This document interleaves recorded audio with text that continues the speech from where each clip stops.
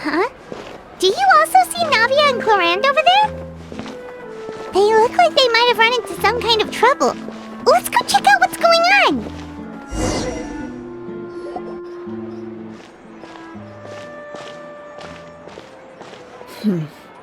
Still no dice?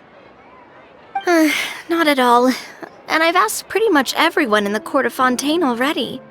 Lynette's ears drooped as soon as she heard that we'd have to be out and about for days on end. And Fremine, he hid himself under his helmet as soon as he realized there'd be people around that he didn't know. What about Chiori and Charlotte? I feel like both of them would be more than up to it. I've asked them already, but they're both pretty busy right now. I just gave the members of the Spina a few days off, too, so I don't want to bother them either. This is getting pretty difficult. Navia, Clorinde, what's up? Oh my. Well, if it isn't my dear partners. How are you all doing? Navia? Huh? Oh, you mean... Yep, this is our chance. Do you need our help with something? Oh, precisely. My dear partners, we've got a huge problem right now that only you can solve. Whoa, for real? Absolutely. We've already exhausted all our other options. Traveler, Paimon, would you join us and play Marechaussee Hunter Judgment Day? Marechaussee what now? It's a new game script by the Tabletop Troupe, a local roleplay adventure club. Ever heard of the Tabletop Troupe? They put out games that allow you to participate in a story and roleplay characters with your friends. Oh, I've loved their stuff ever since I was a kid. That sounds super interesting! Clorinde and I are both veteran members of the club. Recently, someone came up with a new script and was looking for people to help playtest it for them. And when they asked, of course I couldn't refuse. I mean, come on! A brand new script? Nobody has ever played it before.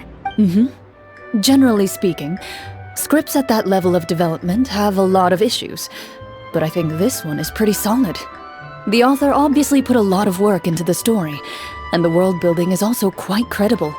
Whoa! I know I was the one that handed you the script, but some of us haven't read it yet. No spoilers, please. Anyway, the script calls for a team of 4. Yes. We're missing one final player right now. So, you're saying you'll help us out? I knew I could count on you, partner. Paimon and the Traveler are kind of a package deal. Is that okay? That's not a problem. I'll adjust the pace based on the actual number of players, and ensure that everyone has a good time. Well, Traveler, what do you think? Wanna play? Paimon will follow your lead. Well, that solves our problem. You have our thanks. Woohoo! I'll go grab the script manager from the club right away. The script manager? Didn't you just say that you gave Clorinde the script? The club introduced a completely new kind of gameplay for this script. In this iteration, the Game Master's version of the script is incomplete. The script manager provides the next part of the script only after players have completed the current list of objectives. On top of that, in order to increase player immersion, the club has created some of the story's sets and scenes in real life. We'll only know where we should go once the script manager reveals the starting location. Wow, you're right! Whoever wrote this script really did put in a lot of work. And it's got a real healthy amount of suspense, right? I mean, even the GM doesn't know how the story will end. I look forward to experiencing it with you all. Why don't you go meet up with the others first? They should all be waiting at Chioria Boutique. I'll come over with the script manager as soon as I find them. Sounds good. Remember to always watch where you're going, and don't rush. You say that like I'm 6 years old or something. Let me think. What kind of character should I play this time? I just hope you'll pick up some useful skills this time. Oh, and stop trying to persuade every animal you come across.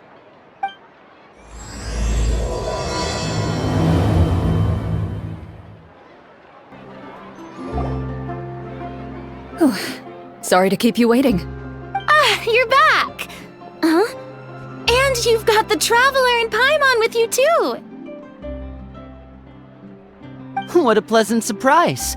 I assume you'll be joining us for the game then? Linny, Farina! Paimon didn't know you were playing too! Are you also members of the tabletop troupe? I'm more of a casual member if anything. I haven't taken part in many formal club activities. Lynette Fremine and I play something similar at the Hotel Bouffe Tété sometimes, but I'm usually the GM. Still, I'm sure it'll be fun being a player for the first time. I'm looking forward to it.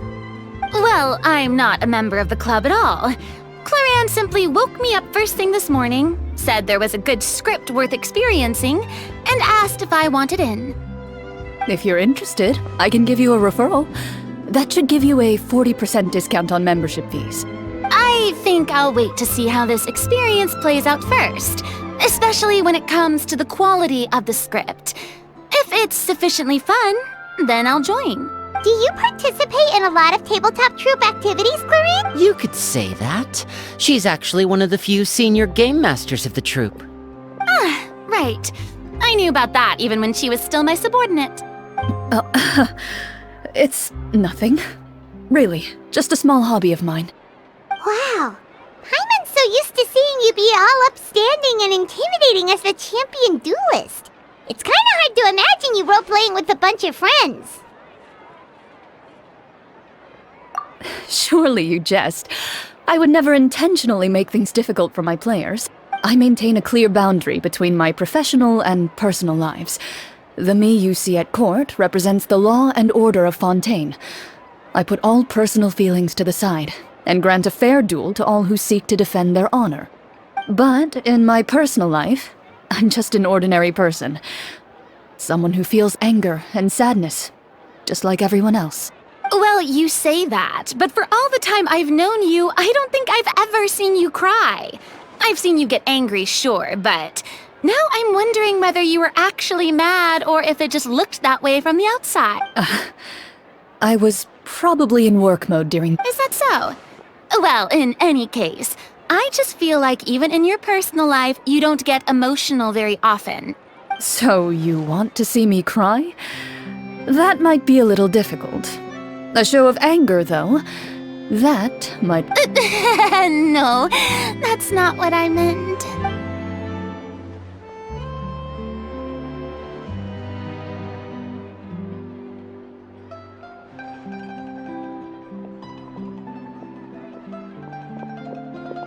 I'm back! Here, allow me to introduce you to the script manager, Mr. Florian. Pleasure to meet you all. Hello? Wait, are you a champion duelist too, Mr. Florian? Oh, no. This is just the costume provided by the club. I occasionally play a few of the roles in my... That sounds like a lot of work. It's nothing. It's the least we can do to give the players a more immersive experience. Anyway, allow me to give you a brief introduction of the script. This script was adapted from the real history of the Marechaussee Hunters. You all will play the role of hunters from a bygone era and resolve a series of events unfolding in the capital. Paimon's not super familiar with the history of the Marechaussee Hunters. Is that a problem? Oh, no problem at all. I can give you a brief rundown. So, basically, Marechaussee Hunters were people who dedicated themselves to hunting monsters and protecting the city by using a special swordsmanship technique passed down over generations. Their story can be traced back to the ancient Remurian dynasty, as well as the first hunter, Cassiodor. But I'll leave the finer details for you to seek out and discover later. And I'll provide additional commentary as the story progresses. In that case, brave hunters, are you ready to set out on an unknown adventure? Whoa, just one sentence and it's like we're in the story already! Aha, I see many a determined gaze before me. Very well, head over to this location and begin your heroic journey. So, as we follow the story, it leads us to specific scenes? Ooh, sounds pretty innovative. What does the message in the envelope say? It's the exact location of the scene, as well as the formal permission to use the venue. Seems like they have everything prepared. Please check all your belongings, everyone, and make sure you haven't forgotten anything. Once you're ready, please follow me to the designated location. Sounds good. Hunter Squad, move out!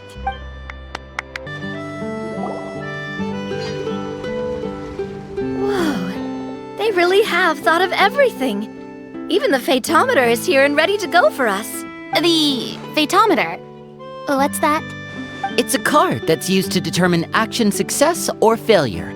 We'll need to use it when we try to use certain skills. And what about all the dessert and tea? Is that for us as well? That's what the message said. Oh, really? That's so nice. It feels just like a tea party with friends. Those snacks have Paimon's name written all over them! I think you might be more of a snack hunter than a marashose hunter, Paimon. Snack Hunter Paimon reported for duty! If there are delicious snacks to be found, Paimon will track down every last one! The desserts are great, but I'm still looking forward to the story more than anything. Very fair. Then, let us begin. First, please pick up the blank character cards in front of you, and write down your name and profession. You can find an abbreviated version of the rules printed on the back of your character card. If you have any questions, feel free to ask me. In this story, everyone is a marashose hunter. To reflect this, the club has prepared a small badge for everyone. Ooh, nice! As hunters, you have proficiency in swordsmanship and fighting by default, so there's no need to allocate any additional skill points to those areas. Swordsmanship? So there's a fighting part to all of this? Paimon's not sure she can do all that on her own.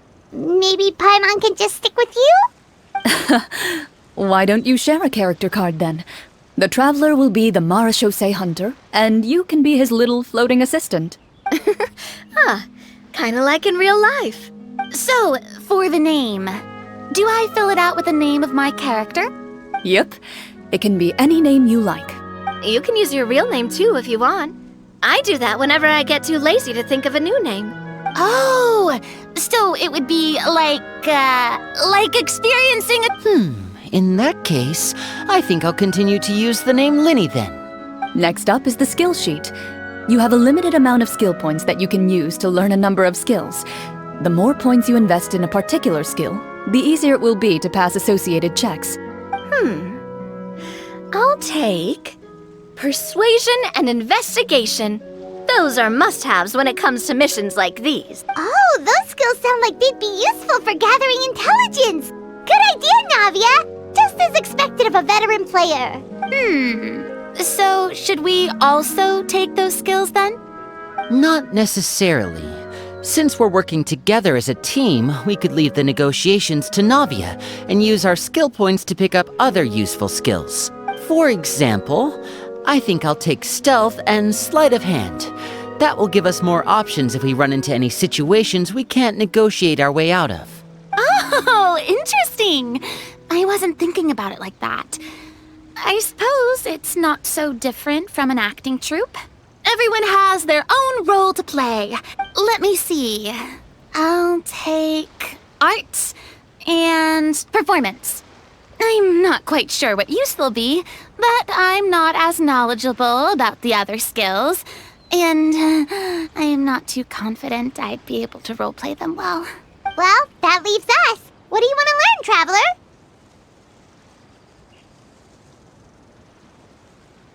Ooh, so you want to help people when they're injured. That's nice of you.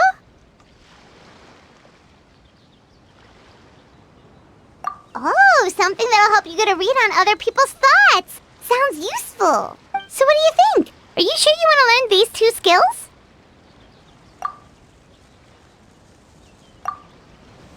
Let's see. Oh, looks like you each have enough points to choose one final skill. You've all picked such classic skills. It's fine to go a little bit out of the box, you know. Why do I get the feeling she's getting ready to cause trouble? For example, this one here. Summon. Doesn't it sound super mysterious and cool? Oh, I saw that one just now as well. The description says, this skill can be used under certain circumstances to summon characters or creatures that fit the script's The script's world-building rules, huh? But how are we supposed to know what a Marashose hunter can summon? Oh, that's not for us to worry about, my friend. Just learn the skills that interest you, and the GM will take care of the rest. Alright, you've convinced Paimon. Let's learn summon then. Paimon can't wait to see what kind of thing shows up. Well, now that everyone's more or less finished creating their characters, we can begin. Since 2 of our players are doing this for the first time, though, let me ask, would you like to play on easy mode or authentic mode? What's the difference between the two? Well, in role-playing games, the story sometimes changes based on the decisions of the players and the results of the fatometer. For example, if you fail a check, that means you cannot use the target skill in that scenario. A critical failure may even result in further negative consequences. If you choose to play in authentic mode, every time you elect to use a skill, you'll need to use the fatometer to see whether you succeed or fail, and face any If you choose easy mode instead, every check will be successful by default, and you won't have to worry about luck playing a...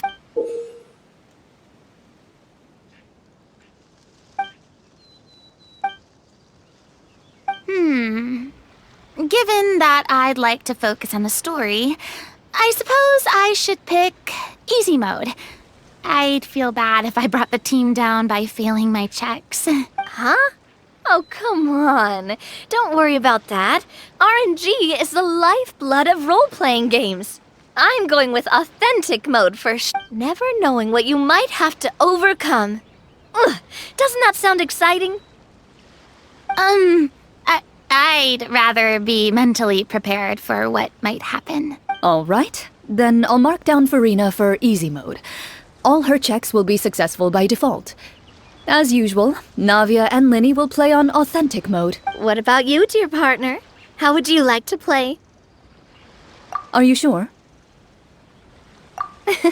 Trust me, you'll see the beauty of RNG. Honestly, I don't think Clorinde would make things too difficult for us no matter what the fatometer says. Isn't that right, Clorinde? No promises. That wasn't super reassuring. Well, anyway, enough talk. Let's get started. I want to experience at least a good chunk of the story today. Speaking of the story, why is the beginning scene on a beach? Well, that's because... a long time ago, back when human civilization was still in its infancy, powerful demons and evil sorcerers ruled over the land. They created a hope. Soon, a group of human rebels banded together. With their swords raised, they swore to brave the darkness, and in doing so, subdue each and every monster that sought their destruction. They became known as the Marashose Hunters.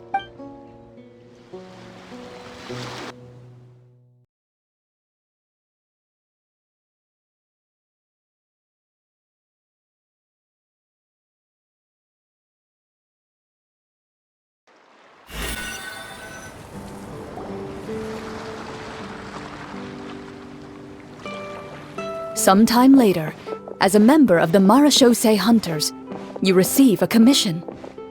Following the address provided on the message, you take a boat and arrive at this strange city.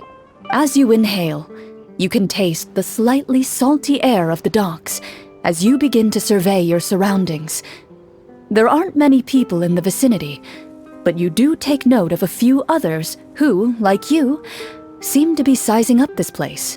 Your eyes meet, and you realize these people are fellow Marashose hunters, likely led to this location after receiving the same commission as you. You're all Marashose hunters too, right? Allow me to introduce myself. The name's Navia, monster hunter by trade and helpful neighborhood businesswoman on the side. What say you to traveling together? We can help each other out on the road. Okay, count me in. My name is Linny. I've been wandering since I was little and picked up a few less than legal tricks along the way. I was adopted by a Marashose hunter and later chose to follow in his footsteps. Is this where you introduce your character to everyone? My name is Farina, and, I grew up in a noble family. I always had a strong interest in performance and the arts. Even though I'm a marche-say hunter, what I really want is to be a performing artiste. Hey, that's really cool. You can do it, Farina. That's exactly how it's done. Paimon is Paimon, a good friend and companion to this Marachose hunter right here. I've been studying medicine ever since I was a child. I want to do my part to eradicate these monsters and use what I've learned to heal others. Oh, welcome, welcome. When we face the monsters, I'll make sure to charge in front to give everyone some cover. You can take care of the healing at the back. You open your envelopes at the same time. The message reads, "To the honorable and trustworthy Marachose hunters, our kingdom is currently facing a grave crisis. The lands outside the capital have been overtaken by monsters, and our people are being led astray by forces of wickedness. We beseech you, please help us resolve this crisis and return peace and stability to our home." Huh. The layout of this city looks super familiar. It kinda reminds Paimon of Mondstadt! The scriptwriter must have used a real-world city as a reference when coming up with the map. As experienced hunters, the layout of the city reminds you of places once traveled. You recall the sight of tree-lined streets and the gentle tranquility of days gone by. Yet, as you regard the city in front of you, it appears to be little more than an empty shell. Its hollow gates are open to you, beckoning you to come forth and bring salvation back to the town. I carefully read every line of the letter and turn my attention to the signatures at the bottom. Who issued this commission to us? You see a long string of unfamiliar names. It would seem that many of the residents of the city issued this commission together. In that case, why don't we take a walk around the city and see if we can learn anything from the local residents? Oh, good idea.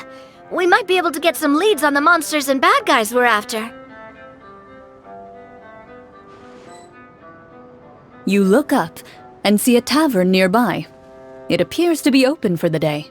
Why don't we go check out that tavern? If the novels I've read are anything to go by, taverns are usually full of information. As you approach the tavern, you find a plainly dressed woman standing nearby. She appears to be rather troubled about something.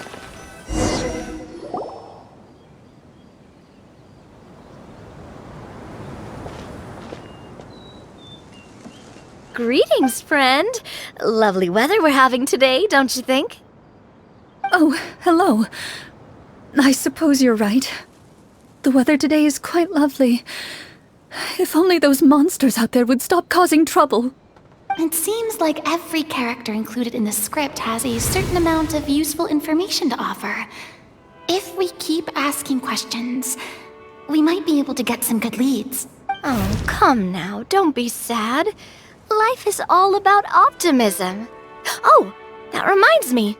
What did you have for breakfast this morning? Huh? I don't think that's the kind of question we're supposed to ask. Nothing turns a frown upside down like good food. How about some macarons? I could make you some. You didn't even take cooking as one of your skill proficiencies. That's not necessary, miss. Excuse me for saying this, but you don't really look like a chef.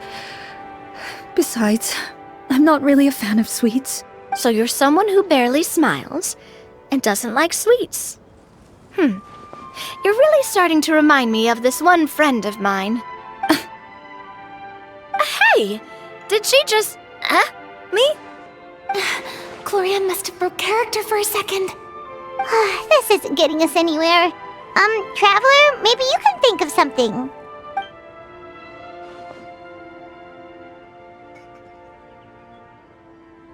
The results of insight checks aren't disclosed to the players, so I'll be the one consulting the fatometer.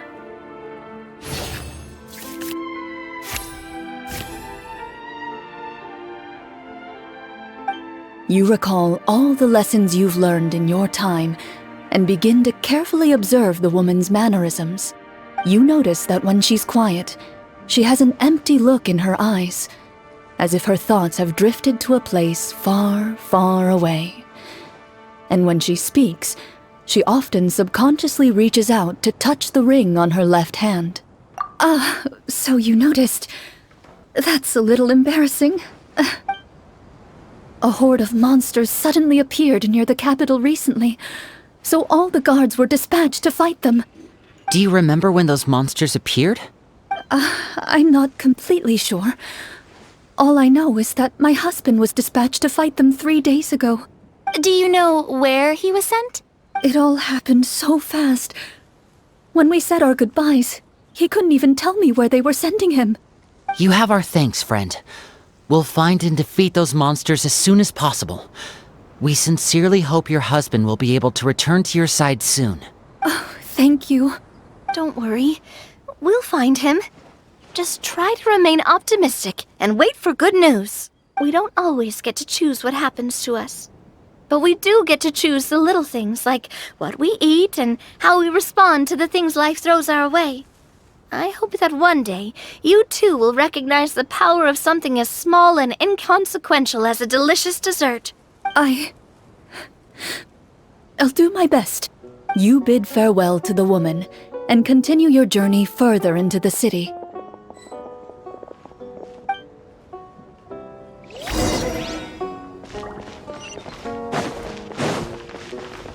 As you venture further into the city, the streets appear largely empty.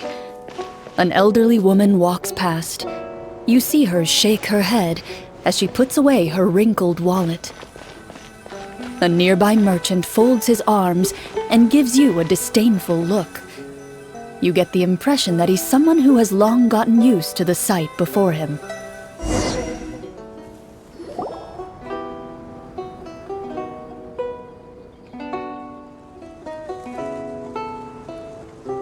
Although he doesn't seem very friendly, merchants are usually a good source of information, right? Pardon me, sir. I'd like to ask a question if I may. That depends. How much are you willing to pay? How about this much? What do you take me for? Some lowly beggar? You can't even buy half an onion with that amount. Surely an onion can't be that expensive, right? What do you know? War's nearly upon us. Everything costs several times what it did before. If you're not gonna buy anything, then scram. Whoa, what a nasty guy. Maybe we shouldn't even bother talking to him. But he still might have information we need. Traveler, can you think of something? Okay, while everyone is talking, I secretly use my magic props to summon a bottle of wine without the merchant noticing.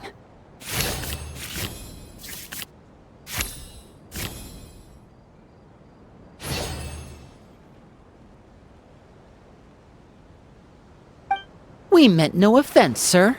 Here, allow me to offer you this bottle of vintage wine, made only from the finest grapes. I'll just leave it here. Please. I should mention that this wine is the perfect accompaniment to a meal. I'd suggest enjoying it with dinner. All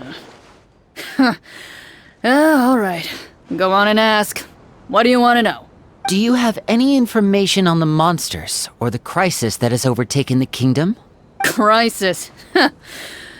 If you ask me, there's a crisis everywhere you look. Those monsters are camped outside the city, and they've been destroying all our trade routes. We have limited reserves within the city, so if this continues, we're all gonna be in big trouble. Wait, you're saying no one has put a plan in place to distribute supplies or maintain order?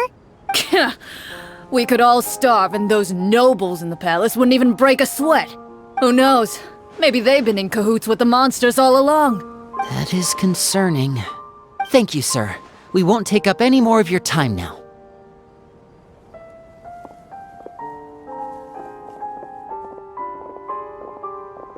Hey, why did you leave in such a hurry? Well, you see, that bottle of wine was just a cardboard prop. Should we try to go somewhere where more people? Oh, how about the city square? Follow me. Before you lies the city's central square. You see a man with a slightly anxious look on his face, pacing back and forth, his head hanging low. He doesn't seem to notice your approach. Still immersed in his own thoughts, he shakes his head and lets out a long sigh. This guy seems promising enough. Maybe I can get some information out of him. Hello, sir. Is there anything I can do to help you? Wait, you're... I'm... Oh, dear goodness! You're a Marashose hunter! You recognize us? Ah, are you one of the people who wrote the commission letter? Yes! Oh, I didn't expect you to actually come! Oh, what great news! The city is saved! What happened here? Alas, we once lived comfortable, carefree lives. This city used to be free of monsters. The first Marashose hunter, Casiodor, the Golden Hunter, he was the one who drove them back. However, monsters have once again surrounded the city. Perhaps the seal that kept them at bay has lost its power. Or perhaps an evil sorcerer has been meddling in our affairs. All I know for sure is that their return has stripped this city of any chance at peace. Are there not enough soldiers to drive them out? It's not a question of numbers. The guards simply have no idea how to deal with them. Most people my age have never even seen one of the monsters, much less been trained to fight against them. What's worse, many of us don't even know the history of the Marashose hunters anymore. When I was a child, though, my grandfather would tell me stories about how the Marashose hunters drove back the monsters.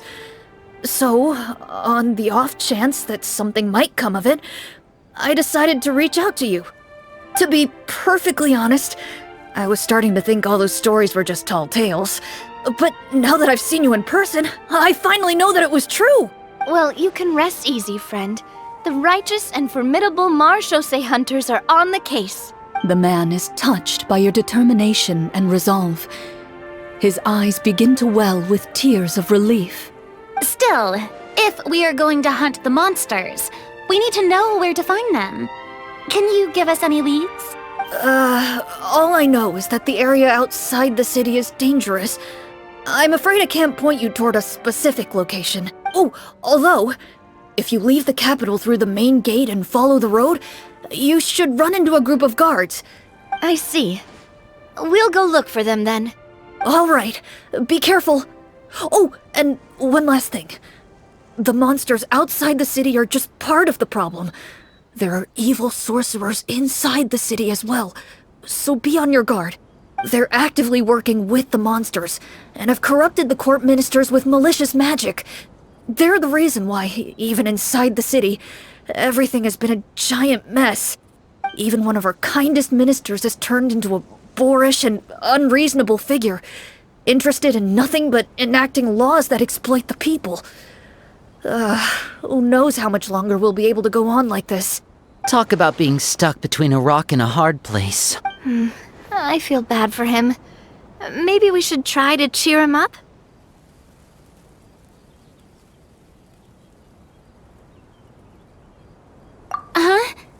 Like, now?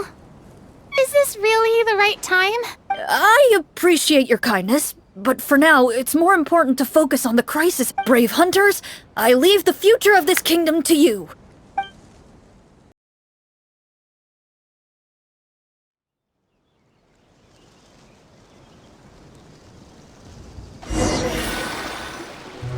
If I understood correctly, there are currently 2 problems in the kingdom that need solving, right? Exactly.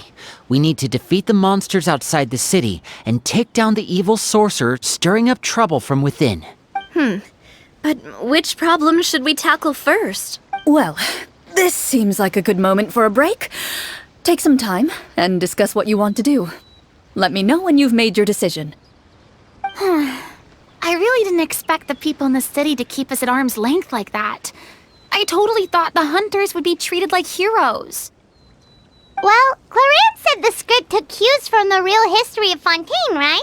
Maybe the real-life Marachose hunters were also treated like that. I wouldn't say it's a perfect representation of history, but there are definitely some similarities. Would you like to hear more about it? Sure. As long as it doesn't spoil anything in the script. You've brought up bits and pieces of the hunter's history before, but it was all in passing. Paimon wants to know too! The hunters were super powerful, right? Were they all from a special line of supernatural beings or something? Kinda like the yokai in Inazuma? No. All Marachose hunters were ordinary mortal fighters.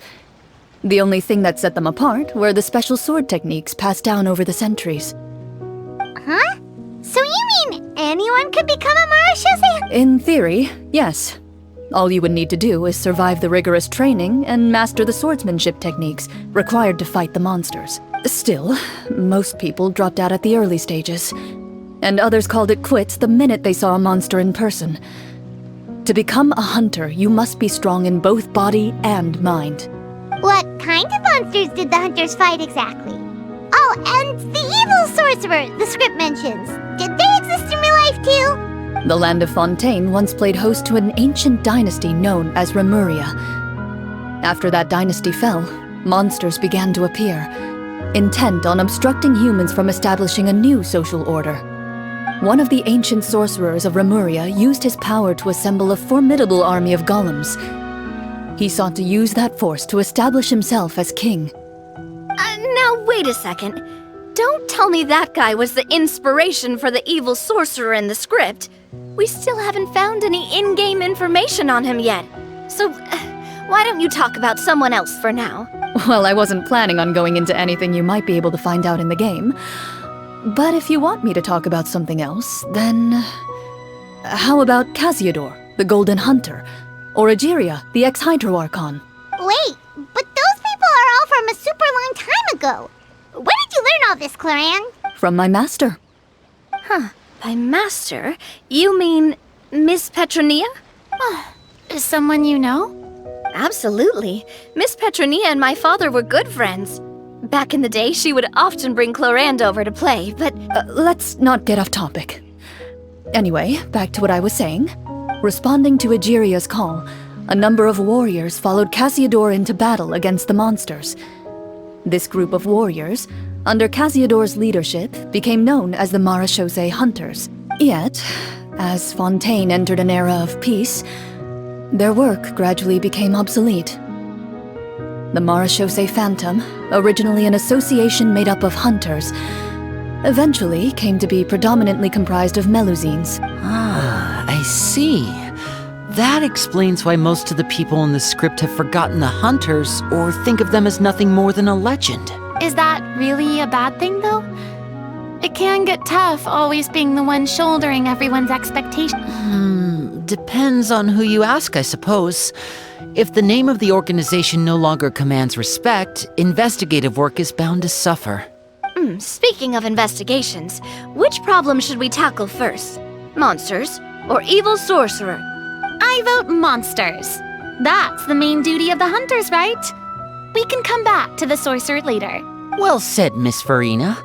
Plus, if the sorcerers really are the masterminds behind this whole thing, defeating the monsters could give us some clues on their intentions as well. What about you, partner? What do you think? It's decided then. All right. After some discussion, you decide to turn around and head out of the city.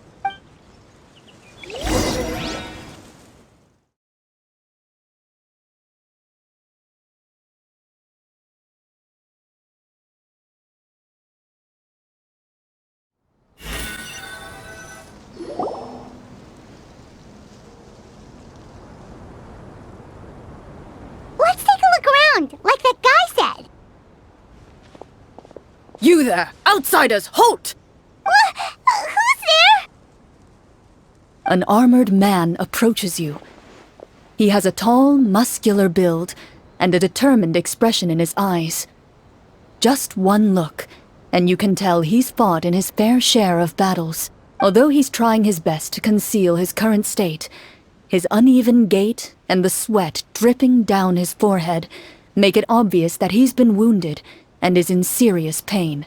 I'm the captain of the guard. I saw you sneaking around the city earlier, so I'll only ask this once. State your purpose, or it's off to the dungeons for the lot of you. Wow, it's been a while since someone's been this suspicious of us. I said talk, not whisper between yourselves.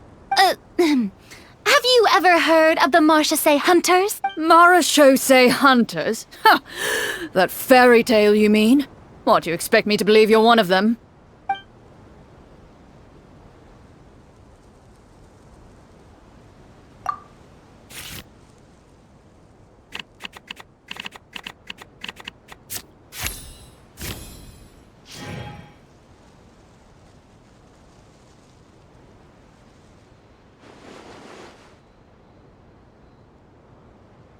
With some suspicion, the captain allows you to survey his condition after you announce yourself as a trained doctor.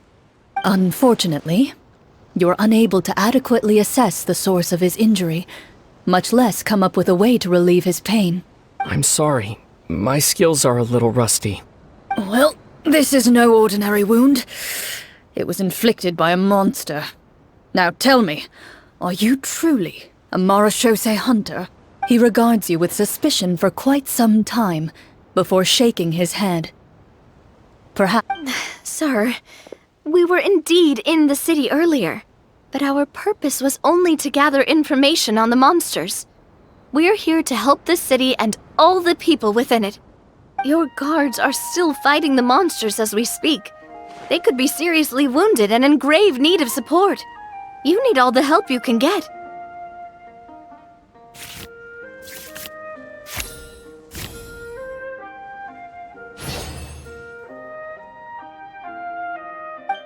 The man regards you with doubt and concern. After a period of inner struggle, he lets out a long sigh. Some of our new recruits have never even dealt with a petty thief, and now they're out there fighting monsters. If it weren't for this cursed leg. Oh, please, sir. Don't get too worked up. You need to focus on your recovery. Just leave the monsters to us. We're Marachose hunters after all. Hearing you say that, a glimmer of hope flashes in his eyes. But it disappears almost as quickly as it came. Those monsters aren't easy to deal with. But if you insist on going, I won't stop you either.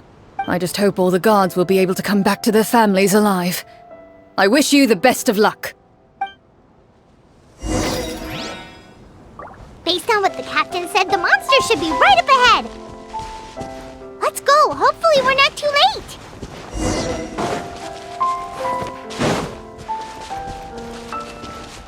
As you approach the battlefield, you see numerous people lying by the side of the road. They appear to be dressed like guards. Their faces are filled with desperation and terror. Some are screaming and cursing in vain, as if still trying to banish the monstrosities they saw from their minds.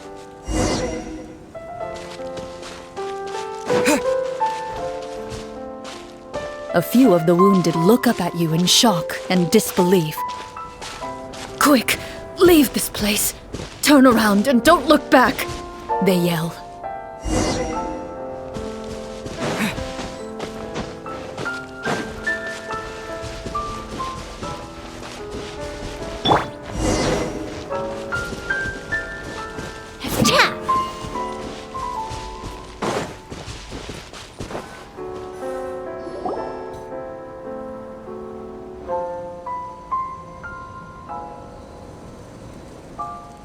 This is the place he mentioned, right? You see broken iron swords scattered all around you, and downed trees riddled with terrifying claw marks.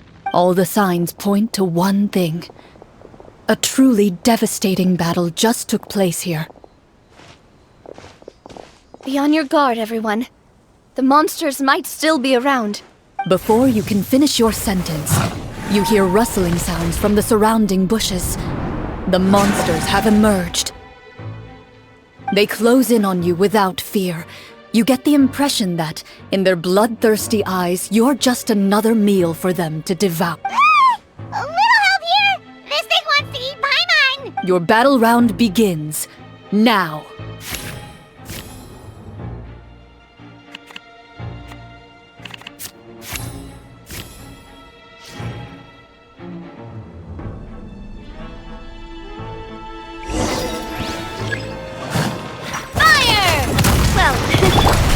Step right up. Let's get this show on the road. Let the world come alive! With the wind! The next battle round begins now.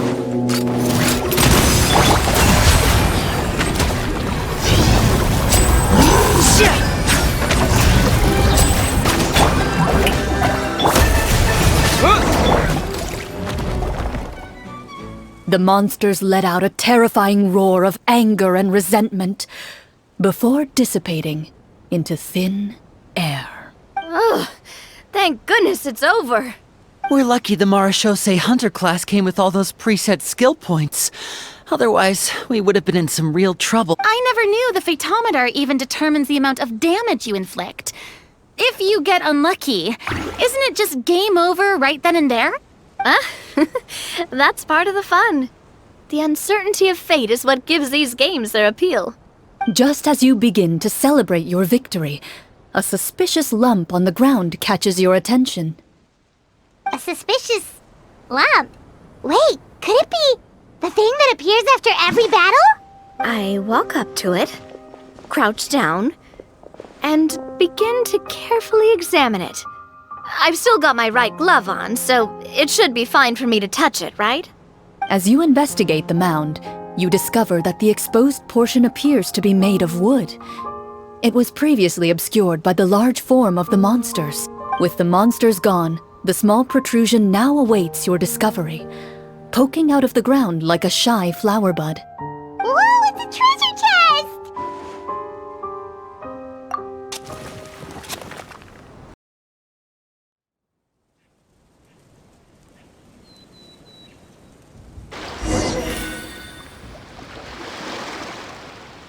With everyone's help, you successfully excavate the wooden chest from the ground, even without opening it. You can tell from the mora and jewels scattered around the chest that it must contain quite the fortune. Makes sense. We worked hard for this. Let's open it and we can share what's inside. I can understand your excitement, Paimon, but think about it. Doesn't it seem like there are people out there who need this treasure more than us? Yeah. Think about all the people suffering in the capital, or all those guards who got hurt fighting the monsters.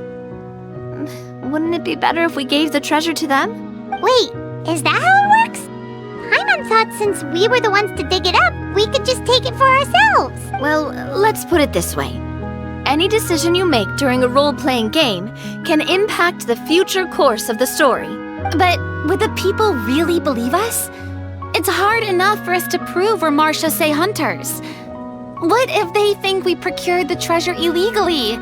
They might get even more suspicious of us. That's definitely something we should consider.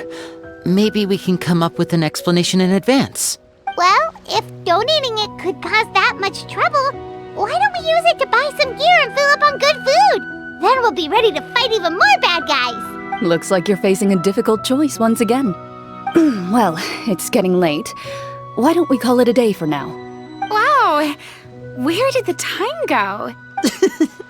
I'm not sure if it's because I'm having so much fun with you all or because the story is particularly enticing, but I feel like I could almost keep going. Hear, hear. Ooh, how about we play through the night? I'm not sure I'll have enough energy for that. Yeah, that won't work for me either.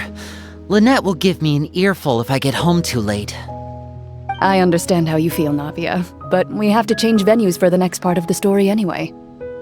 Huh? Another location? There's a special note for the GM at the end of this section that says to proceed to an indoor set for the next part of the script. Whoa, they really pulled out all the stops for this new script. Well, even if we end the game for the day, we can still stay a little longer and hear Clorinde finish her story, right? Paimon wants to hear more about the history of the hunters. Something tells me you just want to finish the free desserts before we break for the day. That's just a coincidence, okay? Besides, to Paimon, not finishing free food feels even worse than having to buy her own. And anyway, Paimon really does want to hear more about Clorinde's master. Well...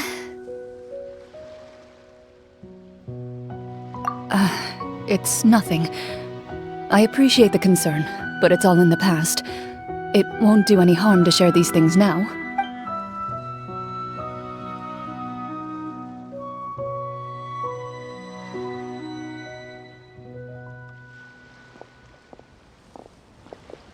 My earliest memories are of living with Master. According to her, she saved me from certain people of ill repute.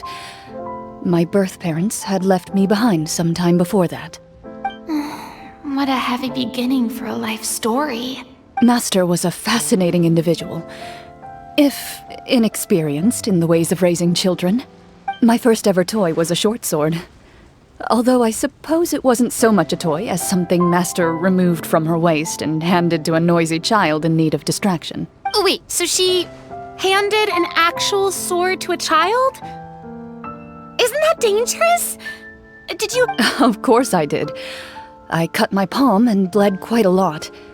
But Master was not concerned. She just stood there and casually lectured me about it.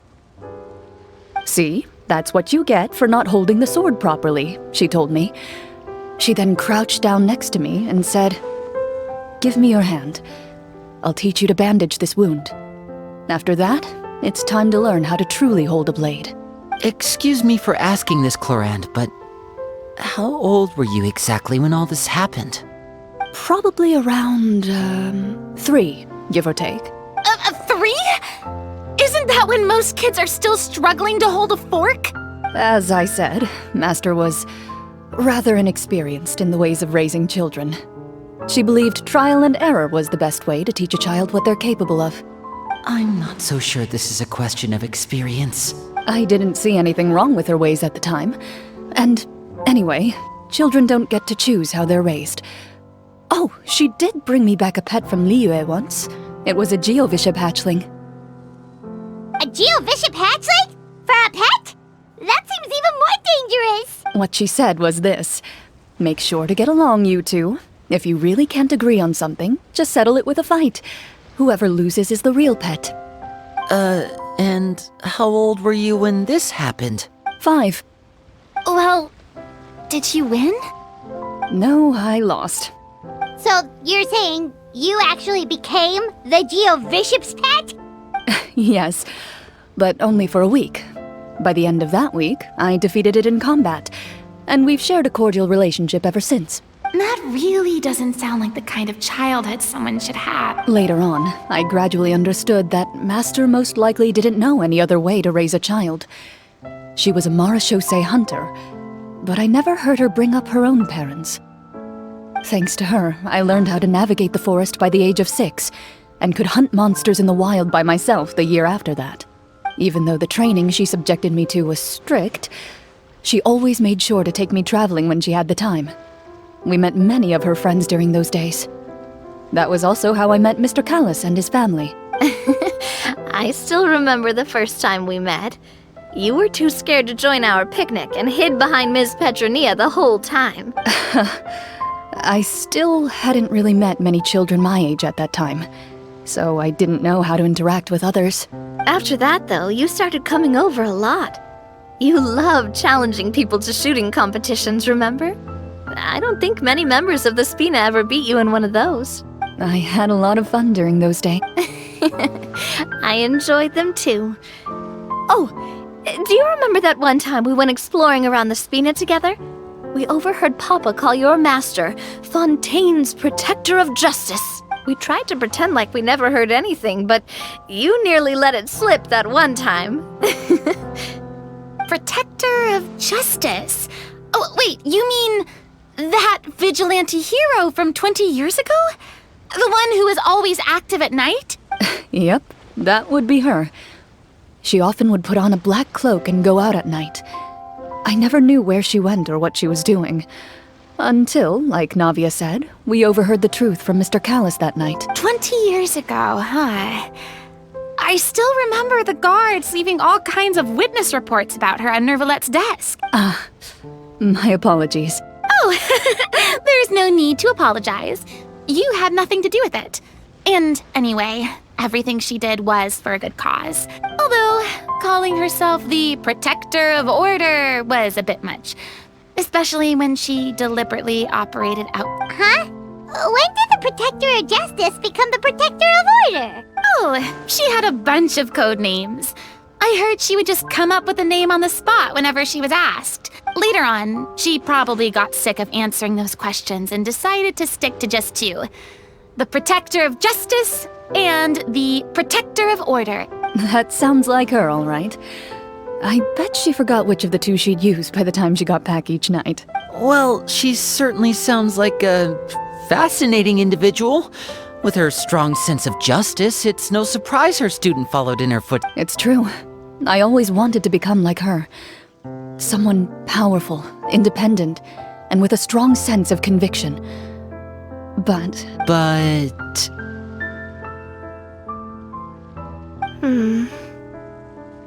She suddenly disappeared the night I turned 10 years old. Disappeared? What happened? I have no idea. She didn't even leave a note. I was never able to find out where she went. That night, I was celebrating my birthday at Navia's house. But Master never came to pick me up. When I returned home on my own, it was to an empty house. When she still didn't appear after a few days, I went to Mr. Callis's house to ask about her whereabouts. But he only shook his head. Papa probably didn't know either. I know he sent a few people to investigate the matter in secret, but they never found any credible leads. Don't worry, I understand. To be perfectly honest, given Master's personality and way of doing things, it all made a lot of sense. If I had to guess, I'd say she probably used it as an opportunity to force me to become independent. Just like how, when a litter of kittens reaches a certain age, the mother— Were you upset, Clorinde? I was at first, but not anymore. I don't believe Master would suddenly disappear for no reason. There must have been something she just had to do. Well, despite everything, you still managed to follow in her footsteps and become the greatest champion duelist in all of Fontaine. You're practically a living symbol of law and justice. I suspect my position would be far too by the books for her. Master always did whatever she pleased. But you're right. I suppose I do take after her in some ways. Who knew Clorinde had such an interesting past? I never had the chance to ask her about it before. I wonder if Clorinde's master were the champion duelist back then. Would that duel against Mr. Callis have gone differently? Oh no. Judging by the atmosphere, Clorinde and Navia are probably thinking something similar. The mood just got super awkward all of a sudden. Well, anyway. Would you look at the time? It's getting dark, so we should probably call it a day for real this time. If we keep talking like this, we really will be here all night. I had a great time today, Miss Clorinde. Thank you for being our GM. Anytime. The script was good, but I've got to say, your Hey, you should tell us more about that fight against the Geo-Bishop sometime. Maybe your master was onto something. You could be right. What does she mean, onto something? I certainly don't know any 5-year-olds who want to fight a bishop in their spare time. Guess I'll head back as well. I need to save my energy if I want to continue enjoying the story tomorrow. You're that excited to hear about my fight with the bishop? I was talking about the script.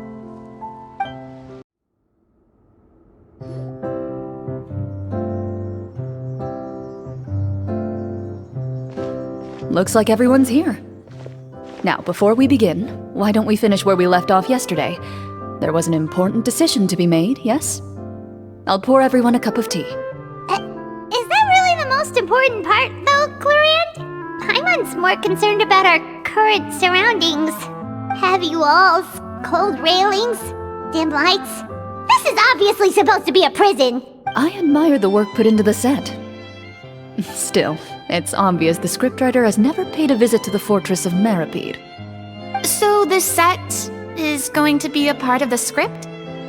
Unfortunately, that is something I can neither confirm nor deny.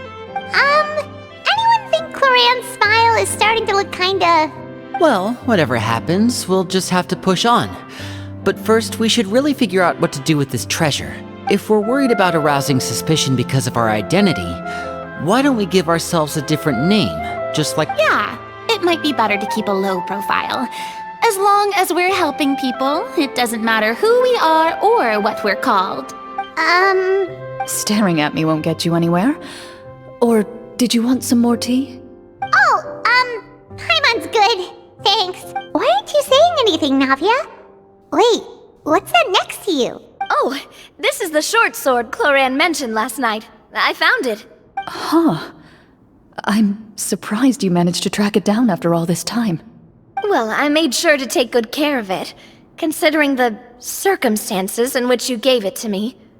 Of course I had to keep it safe. Anyway, where were we? Oh, right. I was just thinking about all the potential ways for us to break out of prison. We could dig a tunnel, or try to bribe the guards. Wait, we haven't been thrown into prison yet, have we?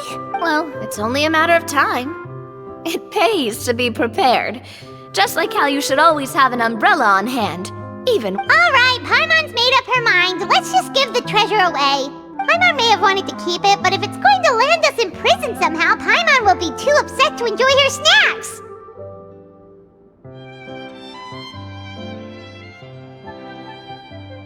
So, you've reached an agreement?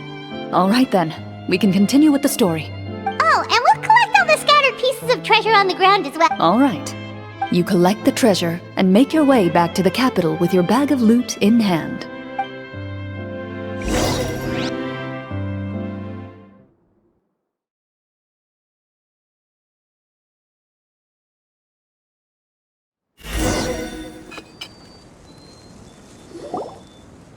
The city is still shrouded in a gloomy, oppressive atmosphere, but your spirits are surprisingly high. In places where sunlight struggles to reach, you generously share your wealth with the children, the elderly, and the poor in urgent need of help. Thank you, kind soul. The elderly woman's look of gratitude follows you as you walk away, her eyes never leaving your back until you move entirely out of sight. However, there's still quite a bit of Mora remaining. It appears you haven't made much progress. She's probably trying to tell us to speed this up. We need to hurry up so we can address the sorcerer problem. Should we go find that man again at the square? He seemed like a pretty responsible guy. I'm sure he knows the people here far better than us. Oh, good idea!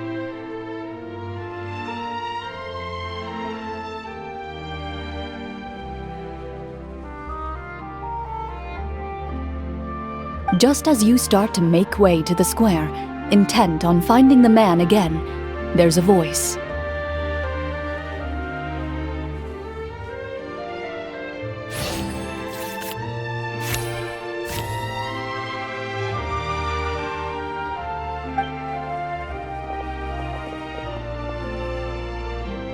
Please wait, distinguished guests. Several strange guards suddenly call out to you. They run forward to meet you and proceed. Greetings, gentlemen. Are we being invited for afternoon tea? Surely you jest, my lady. That would not be our place. It is His Excellency the King who requests to meet with you. Please come with us.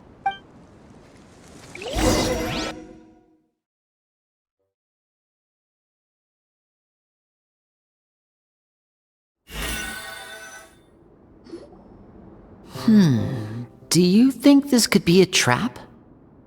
Well, we have to investigate the court at some point, right? Meeting the king himself would be a fantastic opportunity to do that. I say we go for it. If something happens, we'll just turn the whole place upside down. That sounds a little intense. After a quick discussion, you nod to the guards and agree to follow. They lead you all the way to the audience hall of the palace. Gilded tables line both sides of the hall. The space itself is adorned with all manner of expensive antiques, glass shelves, and silver candlesticks. The items appear quite ordinary in size and dimension. Wow, it's so luxurious. The elderly king, clad in a magnificent robe, sits upon the deep crimson throne before you. He wears above his head a majestic crown, with a gemstone the size of a bird's egg set right at the very front. As you observe it, you see a complex pattern of light reflect off its surface.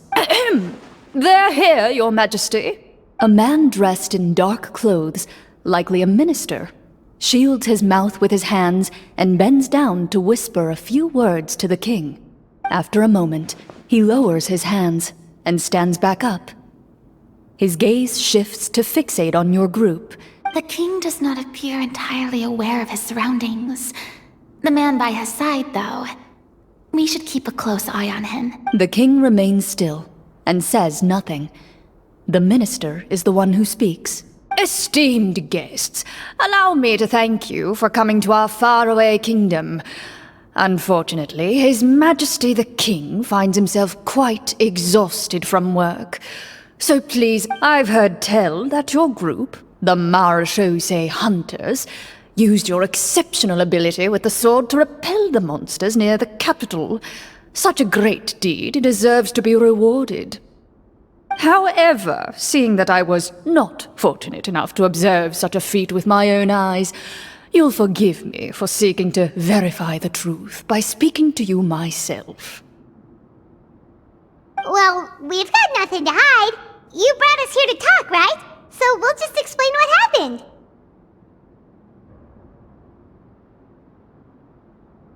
The golem's blades were so powerful, they could cut down trees in a single swipe. It took a lot of effort to defeat them, even for trained swordsmen like us. Well, that was enough details, right? Believe us now? Your account does indeed match those of the survivors. Since you were the ones who defeated the monsters, that must mean you are also in possession of the treasure they stole? Well, we did take the treasure, but... How did he know about the treasure? Then I must ask that you return it at once. Wait, but didn't you just say that our great deed deserved a reward? Shouldn't the treasure be considered a part of that? Yes, that was indeed what I said. But you seem to have forgotten a very important. Only that which is freely given by the king can be considered a reward. Taking the rightful wealth of a kingdom without said permission, on the other hand. But that's completely unreasonable. Yeah, that makes no sense! If it weren't for us, the treasure would still be buried underground somewhere. Maybe so, yet the fact remains. You tried to dispose of the treasure without reporting it to the court and without receiving permission, yes? What, no answer? Surely you're not insinuating that you, a group of legendary Marechaussee hunters, sought to take the treasure for yourselves? Well, what about the king? Is he just gonna let this guy talk for him the whole time? Clad in his magnificent robe, the king remains seated, with his hands resting on either side of the throne. His posture is rigid and unmoving. He stares forward with an empty look in his eyes, completely unmoved by the events before. From the look of things, could the Prime Minister be the evil sorcerer? Or could both the king and the Prime Minister have fallen under the evil sorcerer's control? I would like to observe the number of guards stationed in the hall. The guards in the palace appear fully armed, their expressions solemn. Sensing the tense atmosphere in the room, they stand at the ready, each with a hand placed upon the hilt of their sword. Well, there goes my plan to turn the whole place upside down, I guess. It appears we've been visited by nothing more than a group of ill-intentioned imposters. What a pity. Guards, take them away and throw them in the dungeons. Before I decide your fate, however, I must first determine whether you have any accomplices outside the court. Can't we try to slip away? Or maybe start some kind of riot? But if we try to fight the guards right now... Don't worry. At least we figured out who's behind all this. Let's just play it by ear. If you're scared, Paimon, just hold my hand. Thanks, you guys. You allow yourself to be led away by guards surrounding you on both sides. It's only when you begin to feel drops of water falling from the dungeon ceiling and smell the stench of death and decay all around you that you finally realize you've stepped into a completely different world. Stay here and don't try anything. The guards lock the cell door and leave without looking back. Wait, sir! Your voice echoes through the dark hall, but the only response you receive is the sound of water dripping from the ceiling. No! What should we do now? Carve out a new path of fate with our own two hands, of course. I draw my weapon. You reach toward your waist, but find nothing there. You now recall that your weapons were confiscated before the guards locked you in the cell. The bag of treasure along with them. What about that knife I hid in my boot? When did you hide it in there? When I was thinking about digging a tunnel. Rejected. You failed to inform the GM of this course of action. Moreover, the guards would have conducted a thorough search before throwing you in prison. And the keys to the cell aren't anywhere to be seen? Correct. You don't even feel a lock hole on the cell door. Well, there goes all our plan. Indeed. Huh? Why are you the one saying indeed? Because that statement holds true for me as well. This is where the script ends. What? But that's a terrible ending! Generally speaking, this should be the point where the scriptwriter gives the players some kind of hint, or gives the GM some kind of code for how to... I mean, maybe they just really wanted us to be immersed in the feeling of being in prison? Like, they'll only show us the way out once we've grown truly and utterly desperate? That is a possibility. If only there were desserts and tea in real prison. Oh, wait, guess that's kind of how the Fortress of Meripede works if you're lucky. Oh, before I forget. Navia, the short sword you had with you earlier. I took a closer look, and the craftsmanship doesn't appear to resemble anything from this era. If I remember correctly, that style was last in vogue several hundred years ago. Wait, Clorinde said that sword used to belong to her master, right? Does that mean her master has been alive that long? I doubt it. The way she went about things often made her seem childish more than anything. I'd say the sword was most likely an heirloom passed down over time. Hang on. A precious heirloom passed down to you by your master. And you gave it to me just like that? Master left many things to me when she disappeared. There was the sword, an old key, and a good amount of junk she probably just didn't want to take with her. I gave you the sword back then, because I didn't want our friendship to end. Wait, when did this happen exactly? After the duel. Between Mr. Callis and myself. Before that, Clorinde would have meals with us and even stay over at the Spina some days.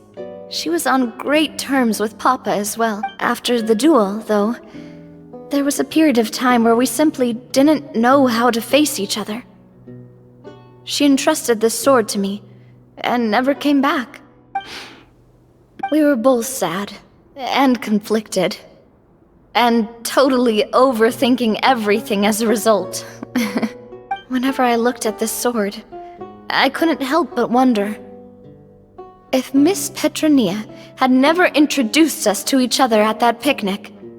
Maybe part of the sadness I was feeling could have been avoided. Back then, it felt like I hadn't just lost a father, but a close friend as well. No one can change the past. The most important thing is that you two found your way back to each other and can enjoy things like this together. Yep, you're right. I'm sorry, you two. I didn't mean to bring up any sad memory. Think nothing of it. No one here is at fault.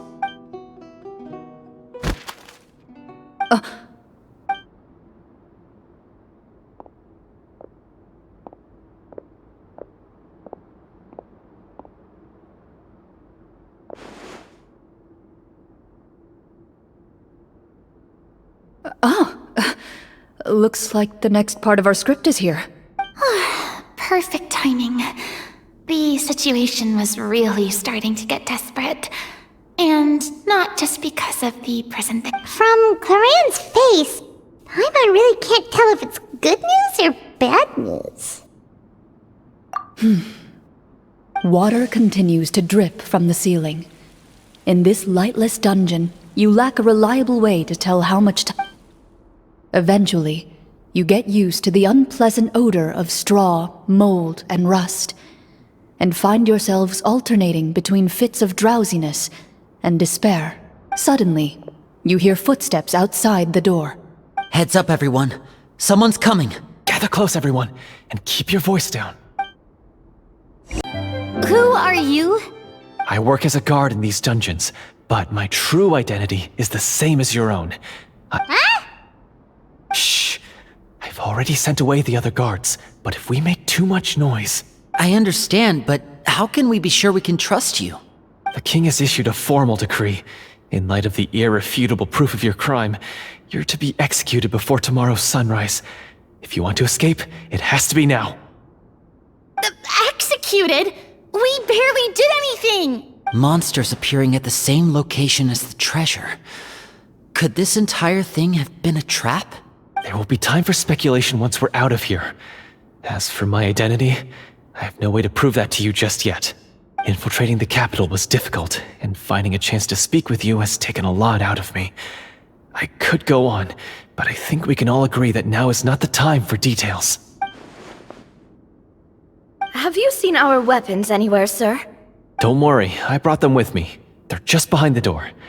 Still, these weapons alone won't be enough to defeat the true enemy behind the scenes. His faction is too powerful. The guards are all under his control, and he's even stationed a number of golems in various rooms throughout the palace. To defeat him, you must find a secret vault. It is said that within that vault, the Marechaussee hunters of the past left behind a treasure with the power to defeat the sorcerer. You're not coming with us? No, I'll remain in the dungeons to deal with the guards. I'll try my best to distract them so they don't go after you. As long as my identity is not revealed, I'll be able to aid you when the final battle comes. In that case, please stay safe. Thank you for your concern. I will do my utmost. As for the location of the vault, here, this map should lead you there.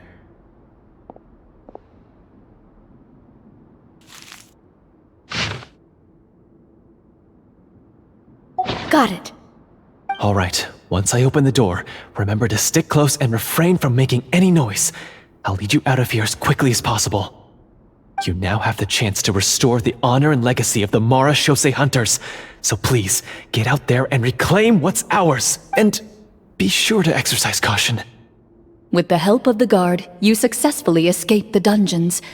Your sense of despair and anxiety both seem to fade as you continue your quest.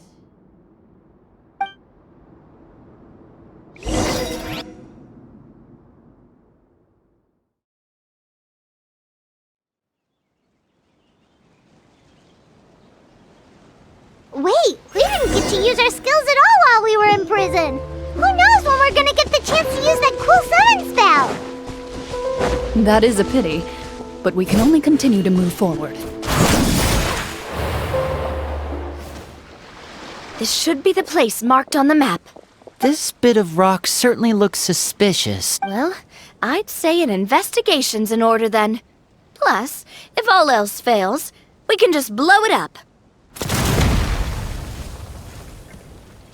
Wow, you really meant that! Before you lies a serene stretch of open water, its surface shimmering a brilliant shade of sapphire blue. Well, guess this means it's time for a swim!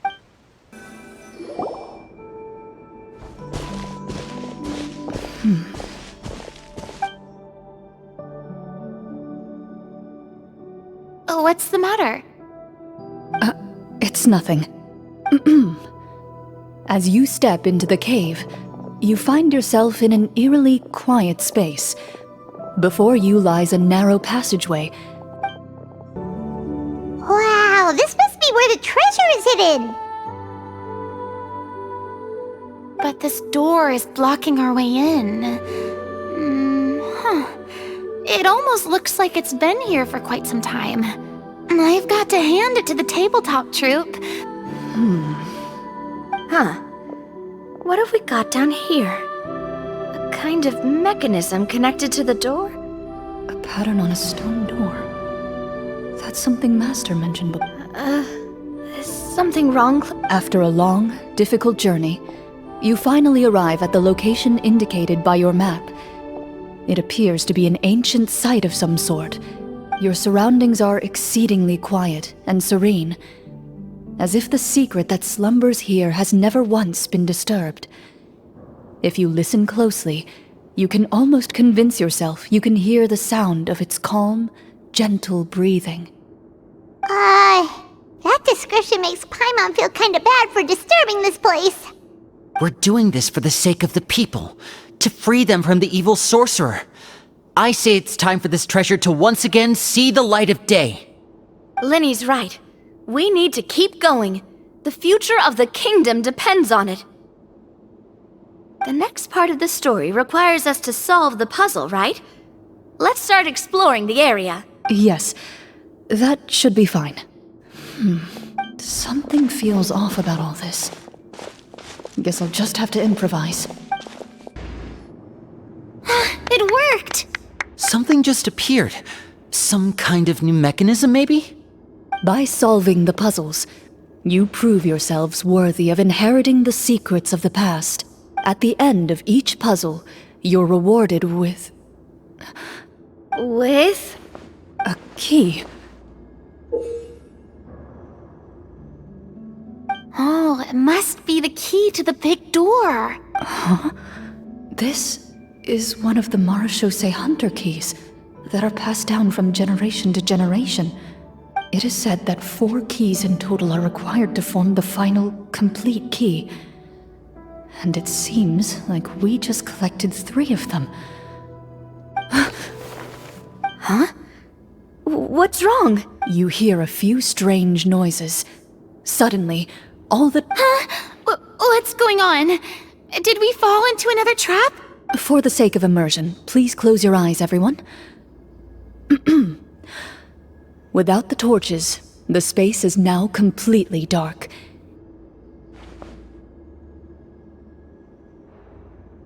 But Paimon can still see a little bit over here.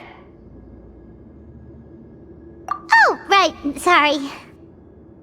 Suddenly, you hear the sound of footsteps pierce through the darkness. There's someone else here? Oh, this is so unsettling. I can't see anything. I've been discovered then. Wait, that voice, it's... You recognize the voice as belonging to the guard who led you to this place. It appears he now covets the treasure for himself. Oh, so this is just part of the script. Then I can probably relax. Well, if we can't see anything, that means we can't fight to the fullest of our abilities. Should we retreat for now? Judging by the way he's holding his sword, he must be a real Marechaussee Hunter. But this isn't part of the... Retreat! That's not the hunter way. If it's dark for us, then it's dark for him. We choose to fight. Your choice is noted. Please keep your eyes closed until I tell you the torches have been relit. This battle will be in the dark. You got it! Well then, let us begin.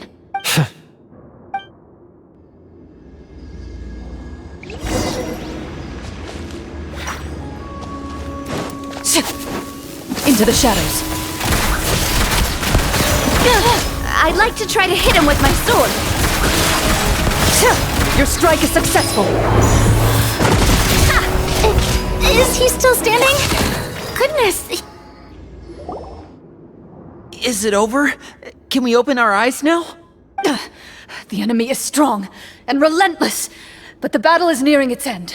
The torches have not been relit. What about now? Final strike. Ha!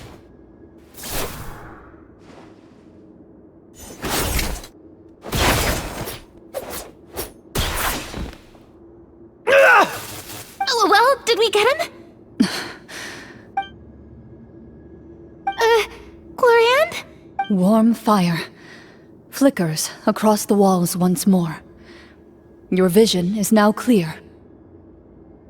In an impressive display of courage, the four of you successfully defeat the uninvited guest. That look in his eyes. It's like he became an entirely different person as soon as I defeated him. Huh?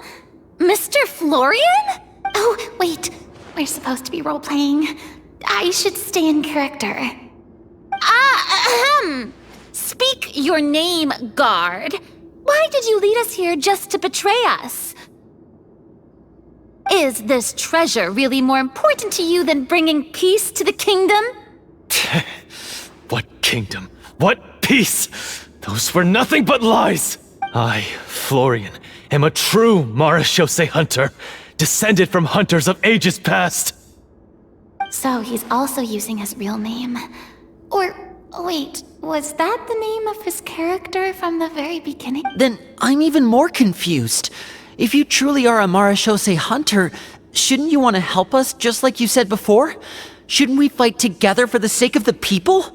What do you know? In this day and age, there's no glory to be had as a What's that supposed to mean? My skills were passed down to me by my father. We lived a life of obscurity in the remote wilderness. Still, he devoted everything he had to being a marechaussee hunter. And what did he get in return? A life of poverty and pain, in a world that forgot all about him. When he died, not a single... The marechaussee hunters were the ones who saved this city. We're heroes. We deserved more recognition and respect than this. Is he talking about how no one in the capital seems to remember the hunters and their legacy? I didn't expect the script to contain this level of social criticism. So that's why you want to take the treasure for yourself? You feel like you're owed fame and wealth? If you already knew where the treasure was located, why didn't you just come down here and take it? Because I still needed the final key. Only a true marechaussee hunter is capable of passing through this final door. As someone who sought to hurt others for his own gain, Florian lost that right long ago. Okay, but what is this treasure anyway? We've got all the keys, right? So can we just go in and take a look? You're sure you want to go in? We've been talking about it for so long, of course we want to see what's inside! And we've already defeated Florian, right? So he won't try to take it from us anymore. Pesky brat. Watch yourself. Then let's open the door together. All right. Your choice of action is...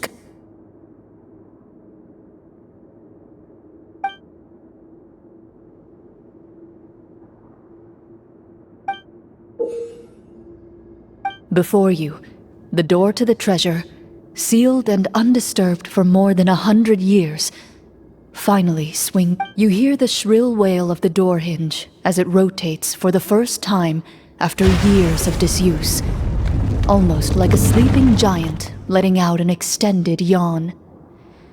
It's open! Come on, let's go in! Paimon wants to see what's inside! Ooh, me too! Ugh, uncovering hidden treasure is the most exciting part of adventuring. What do we have here? A stone tablet? And some...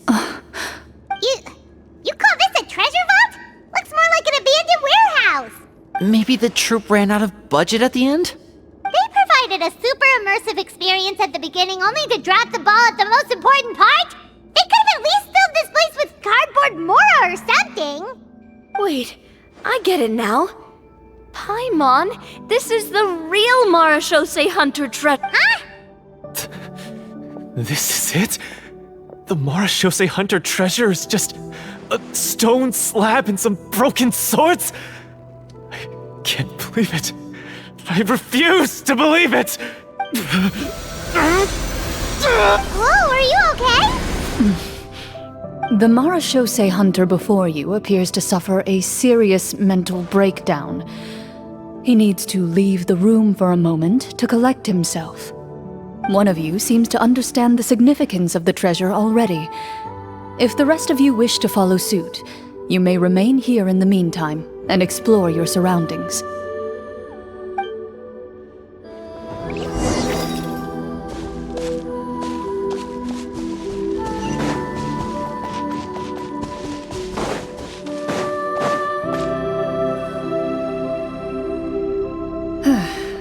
So, how are you doing? What just happened? Do you remember how you got here? Or what happened to your body just now? I remember now. I brought you here because I wanted to...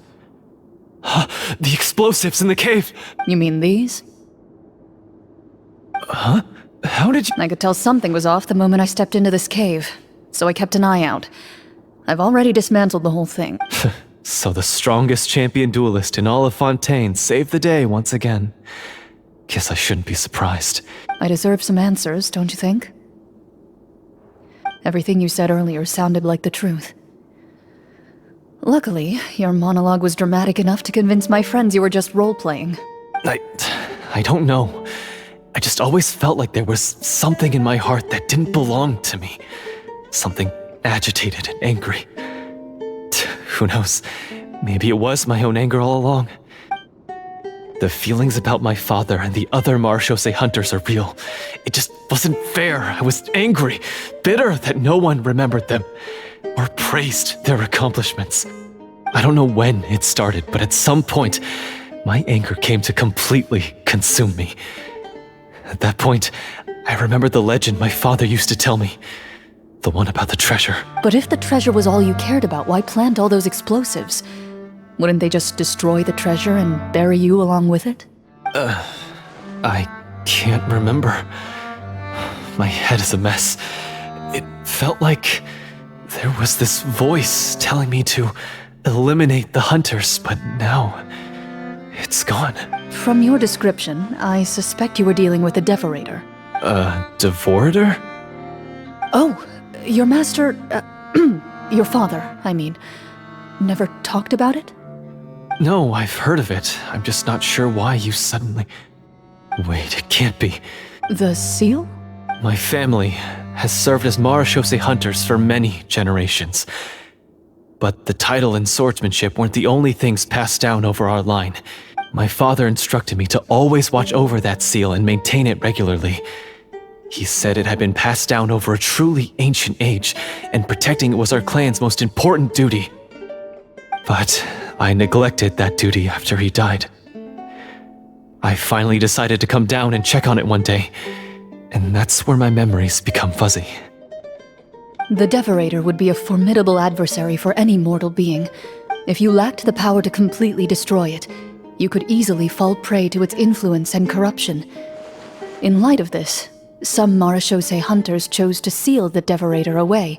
I heard it has the power to amplify the obsessions and desires in people's hearts, to the point where they overtake you entirely. It would seem I'm not just lacking in skill with a blade. And yet, you were able to retrieve 3 of the 4 keys. If I remember correctly, each was entrusted to a respected and capable hunter. How did you... One of them belonged to my father. The second I stole from a different hunter. And the third... was one that I snatched while the person was on the way home from the tavern. I nearly died in that alley. I know just how strong you are. It's as clear as day to everyone in Fontaine. I observed you from dusk to dawn, but could never find any opportunity to sneak up on you. The only way I could think to obtain that last key was to lure you here using your hobby, and then... Oh, I get it now. That monster, it wanted to bury you here alongside the treasure. I won't comment on anything else, but the script was good. Well, I did pour my heart and soul into it. The stories my father used to tell me about the glory of the heroic Marechaussee hunters and how they came to be forgotten. It's more than just a story. Huh? You're proud to be a hunter.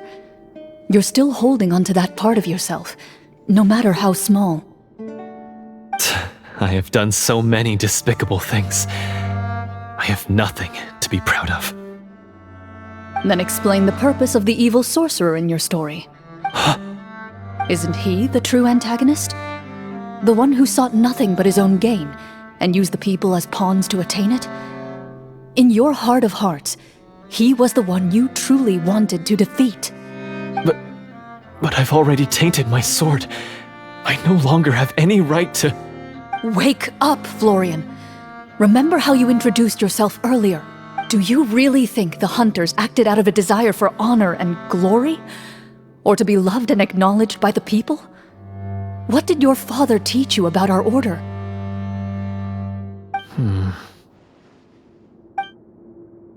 You do not wield your sword for yourself, but to protect those you serve.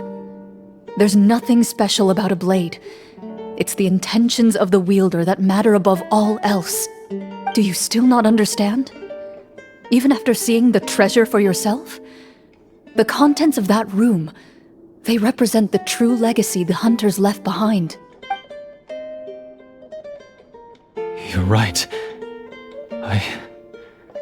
I am a Marashose hunter. It's time for me to redeem, no, to finally serve the people I vowed to protect all along. I wouldn't be so quick to push aside the need for redemption. I know. That's a charge I won't bother to defend myself against. Good. Then, come with me, and help me see the script through to the end. Huh? See the script through to the end? But there's no more script left. Never finished it, huh? No, I mean, I wrote the script with the sole purpose of luring you all here. Then we'll just have to keep writing it. The evil sorcerer still needs to be defeated. You mean the Devorator? Are you saying I have to make up the rest of the script as we go? Is that really so hard? You've already written most of it. Surely you can write an ending where the hunters win and justice prevails. I'll be there to help you too. You aren't afraid your party will fall into danger? I know what my friends are capable of, and they're all quite skilled. Besides, I need their help. Then, are you going to tell them the truth about all this? I don't intend to spoil the fun. Sometimes, protecting dreams and fantasies is more important than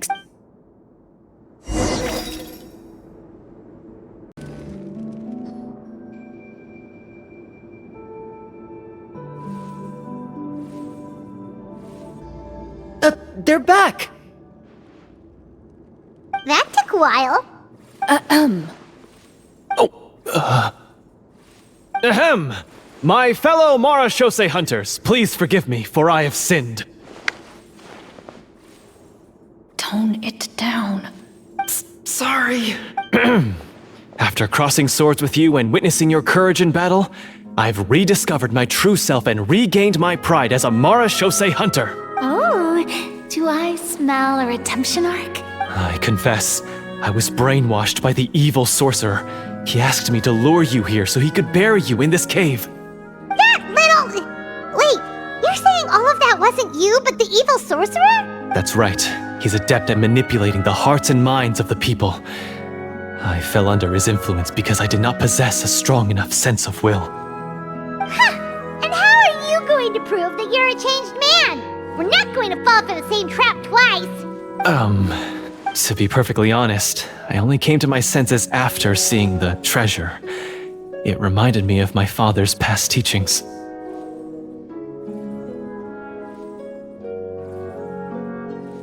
The treasure was actually... The names of all the Marashose hunters from ages past and their weapons? Wait, you already know? Of course. Don't underestimate a veteran role-player's exploration skills. Oh, wait, I mean, Marashose hunter Navia's We just finished reading through the content of the stone tablet.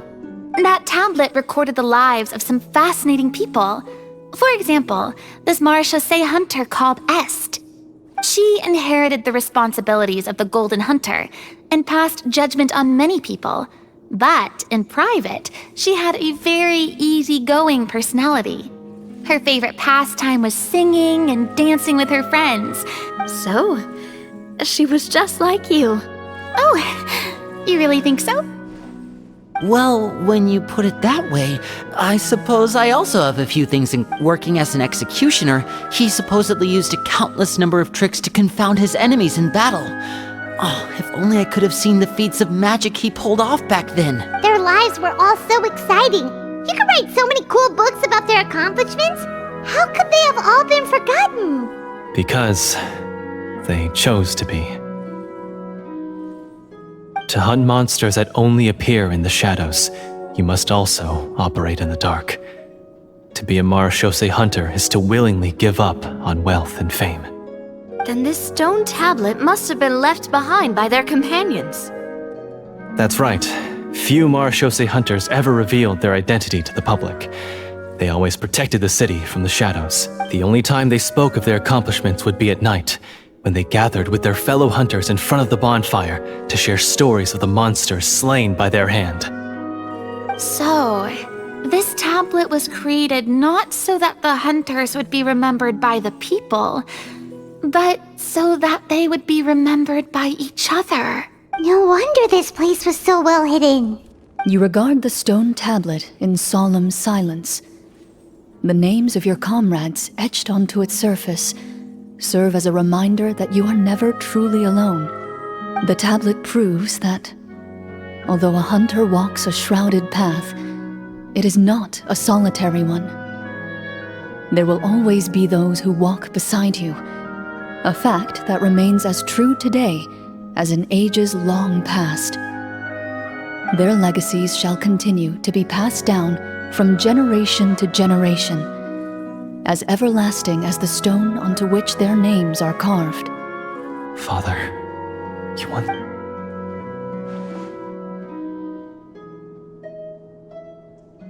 Thank you, my friend. You are very kind. I implore you, everyone, please give me a chance to make up for all I've done. Allow me to fight alongside you and defeat the evil sorcerer that threatens the peace and prosperity of everyone in this kingdom. Well, I say we let you join. Sounds good to me too. Everyone makes mistakes. What matters is what you do to make up for them. I have no objections, but... Mr. Florian, do you even know how to defeat the evil sorcerer? When he took over my mind, I gained some insight into his thoughts. Every time I thought of the treasure, he reacted with a strong sense of fear. Huh? He's afraid of the treasure? But there's nothing here except some broken weapons and the stone tablet. What if the secret's hidden inside these weapons? GM, permission to investigate.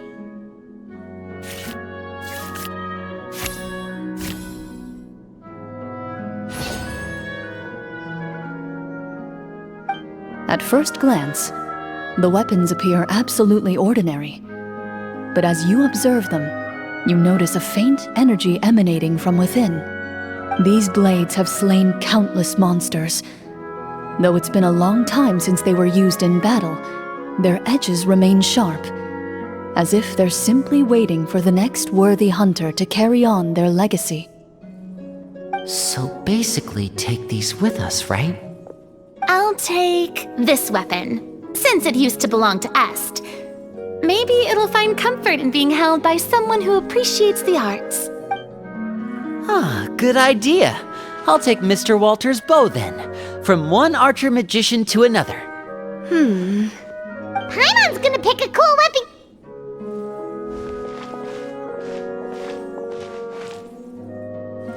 As you grip your weapons, you can almost feel the will of past hunters coursing through your being. It's a feeling of courage, determination, a silent vow passed down from generation to generation that says, eradicate the monsters, no matter.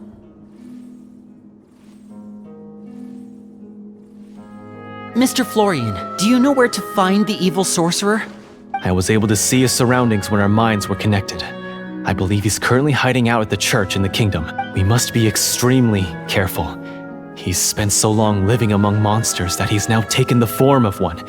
He will not be easily defeated. Then why don't we explore some more and try to find some higher level gear? We don't want to just fight him and lose, right? No, we have to strike now. He was greatly weakened when I managed to break out of his control. If we let him rest, he might have time to escape. I agree with Mr. Florian.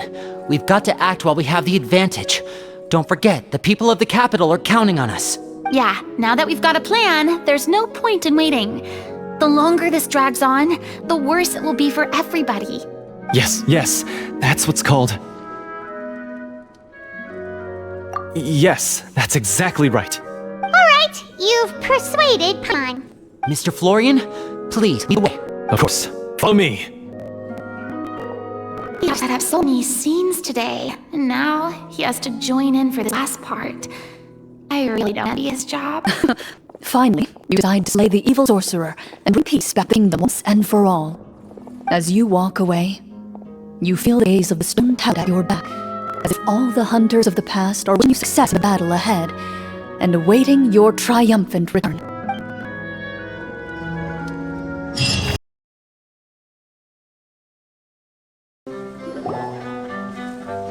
Finally, you arrive at the church Florian described. As you approach, an ominous aura surrounds you. You get the sense that your enemy is close at hand. How strange. This uneasy feeling seems so real. How did they manage that? Now, it is time for the final battle. Let's go!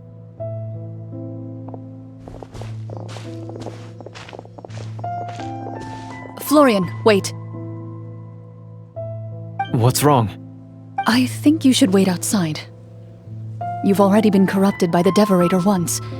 It could easily re-enter your mind and take control of your body. I don't think it's a good idea for you to be this close. If it corrupts you again, it's possible you might take on a new form entirely. That's exactly why I have to go. Why I should be at the very front. You mean... Yes. I intend to lure it into my body. That's too risky. If things get out of hand, I might have to kill you. Do you understand how dangerous this is? I understand, but if I do this, you'll have a clear and visible target. The Devorator will have a hard time passing up a chance to enter a body it knows how to control. You won't have to worry about any of your friends being taken over. You're not like me, Miss Clorinde. You're a just and powerful marechaussee hunter. The monster broke free due to my error. It's only right that I shoulder the responsibility for its destruction. This is... Consider it a duel to restore my honor. My only request is that you give... I understand. Then, as a champion duelist, I hereby accept your request for a duel, and extend to you my most sincere regards. Thank you.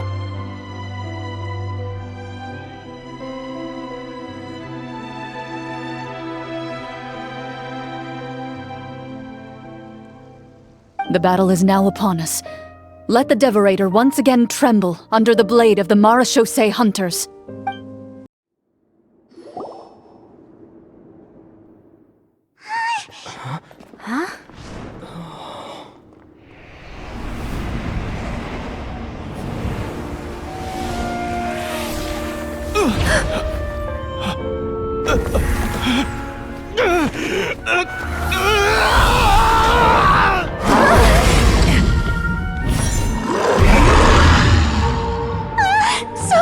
So lifelike!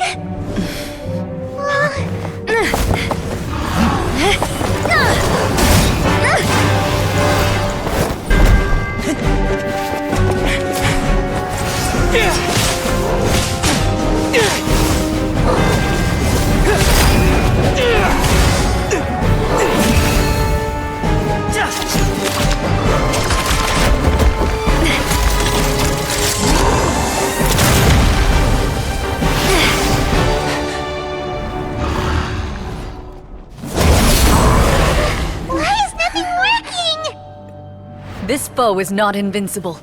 You hold the treasure, the power to defeat it, in your own two hands. The treasure? You mean... The names! It's the marechaussee hunters' names! How are we supposed to... You forget, Paimon? There's still one skill we saved until the very end. Hunters fight not for fame, but to aid the people whenever they are summoned. Walter the Marechaussee Hunter, master of 1,000 tricks, executioner of the Phantom Hunters, I call for aid! Est, the marechaussee hunter, inheritor of Cassiodor's will, judge of the Shadow Hunters. Answer my call!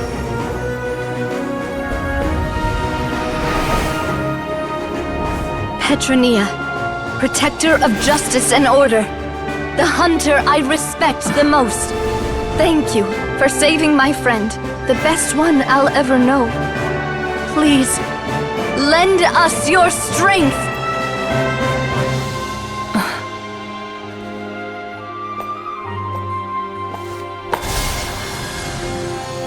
We have come to answer your summons.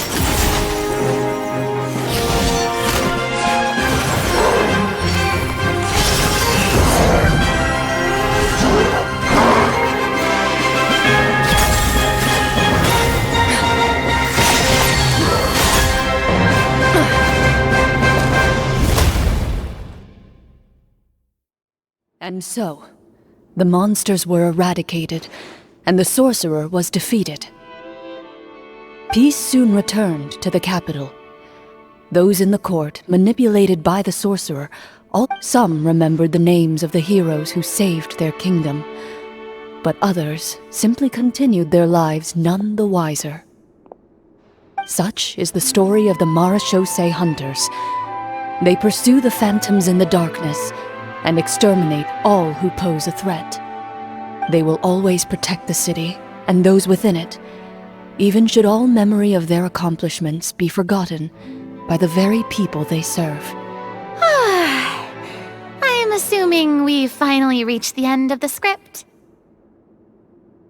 Yes, you've reached one of the better endings. It's a pretty solid story overall.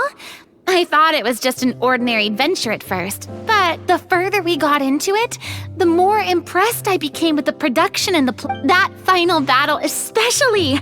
All the effects were super realistic. Oh, right, yeah. That's a really good point. I never expected the weapons we picked up from that vault would have that Yeah, mine nearly scared the daylights out of me when it started glowing. I took a good look at it after we got out, but... Oh, we should probably give these props back, right? I'll just leave mine here. Did you have a good time? Of course. Let me know if another script like this comes around. Sure, no problem. Then I'll head back for now.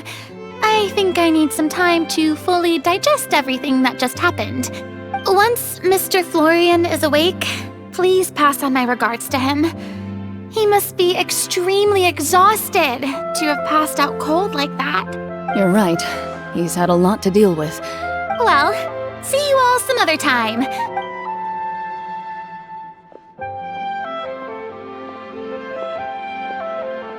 Okay, so, can I ask now? I think it should be fine, yeah. What in the world was going on back So you saw through all of that? That time in the cave when you told us to close our eyes, it'd be weirder if we didn't notice anything.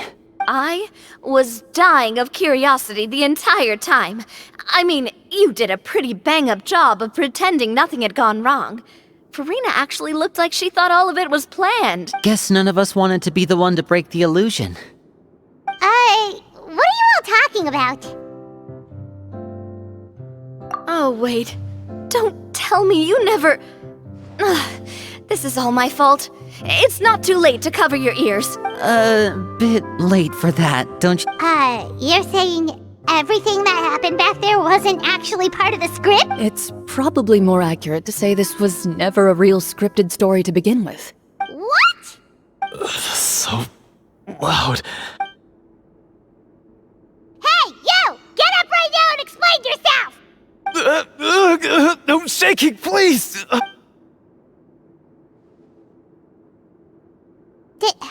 Did Paimon just hear that right? You guys made up that whole last part on the spot? It's not nice to lie to people, but Paimon's gotta admit, that was a really good story, Florian. Yeah, it was like watching a magician improvise a spectacular magic trick after forgetting an important prop. If Paimon knew something was wrong with that vault, she would have floated straight in the opposite direction. Everything was under control. As if you've ever described a situation as being out of control. I'm pretty sure any situation you consider to be easy to handle would scare... Guess I'm just used to it. You must run into a lot of unexpected situations then. That explains why you're so good at coming up with things on the spot. As for you, Florian... I know there's no excuse for what I did. I'll turn myself into the guards at once, confess my crimes, and accept any punishment that comes my way. I would say you've already suffered more than enough. What? You may have been blinded by fame and fortune in the beginning, but your actions during the final battle had proven you to be a true marechaussee hunter. You'll be far more used to the city above ground than below. But... Of course, you'll still need to take the keys and pay a personal visit to the 2 hunters you wronged. Prepare to accept any terms they give you as well. Yes, of course. As far as I'm concerned, though, your showing in the duel was enough to prove your honor. Then I'll do exactly as you said. I thank you so much, everyone. I'll do my best to prove myself worthy of the second chance you've given me. Until we meet again, everyone.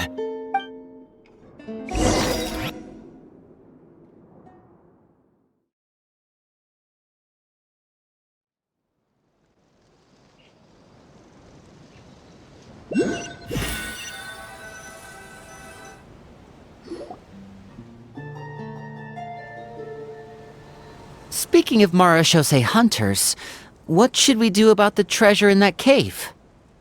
Leave it be. Are you sure? We could show it to people, make it so that the hunters are remembered. No. Every name on that tablet made the same choice. All hunters know what the path entails. I am no exception. My identity as a marechaussee hunter is not something I need people to remember. I wish only to be recognized as a champion duelist. That's certainly very different from the path of a magician. Still, I admire your decision. Wait, I just remembered something.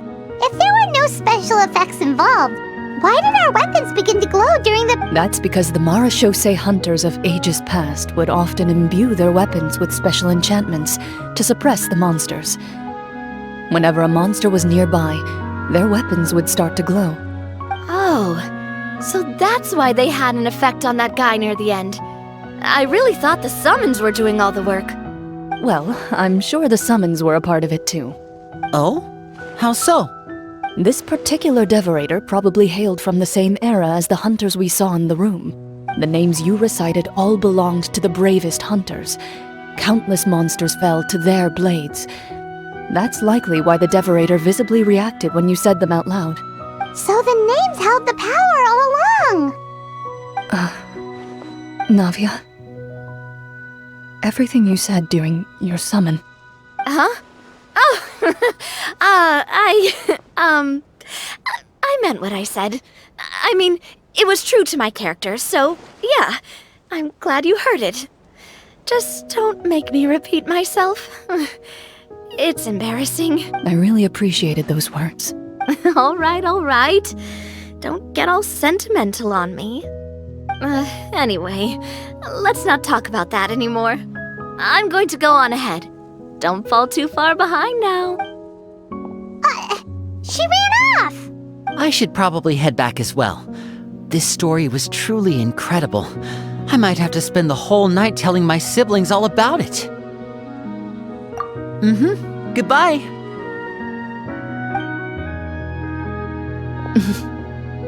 Traveler, should your name and deeds be forgotten, what do you think the significance of your journey will be? I suppose the significance would be the journey itself and the world we helped create. There's still value in the time I shared with everyone here, in the things we were able to accomplish, even if no one remembers them. A great answer. I'll remember it. Me? The marechaussee hunter says nothing in response to that question. Perhaps her answer lies in her silence. An unspoken vow left to echo through the night.